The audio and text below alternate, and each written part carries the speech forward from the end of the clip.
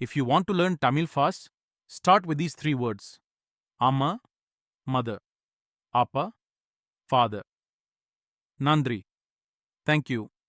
Easy to learn, impossible to forget. Come back tomorrow for your next lesson. English to Tamil translation. ஆங்கிலத்திலிருந்து தமிழுக்கு மொழிபெயர்ப்பு. What is your favorite food?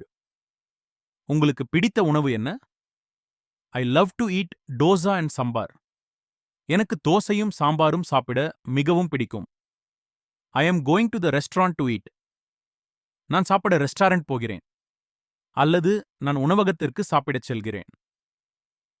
உணவகம் means restaurant. Wash your hands before eating.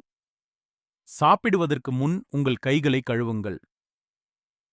கழுவுங்கள் means wash. I don't like to eat pizza. எனக்கு pizza சாப்பிட பிடிக்காது. பிடிக்காது means don't like. Thirukkural of the week. இந்த வாரத்தின் திருக்குறள். ஈன்ற பொழுதின் பெரிதுவக்கும் தன் மகனை சான்றோன் எனக் கேட்ட தாய். Meaning in English, while the birth of a child brings immense happiness, seeing that child grow into a person of great virtue, education and moral standing brings the mother an even greater and more lasting joy.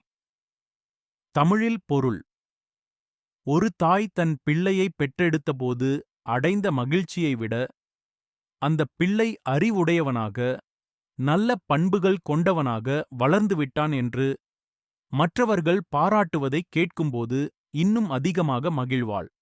தமிழன்னு சொல்லடா, தலை நிமிர்ந்து நில்லடா, வீட்ல தமிழ் பேசும் பழக்கம் வளர்ப்போம்.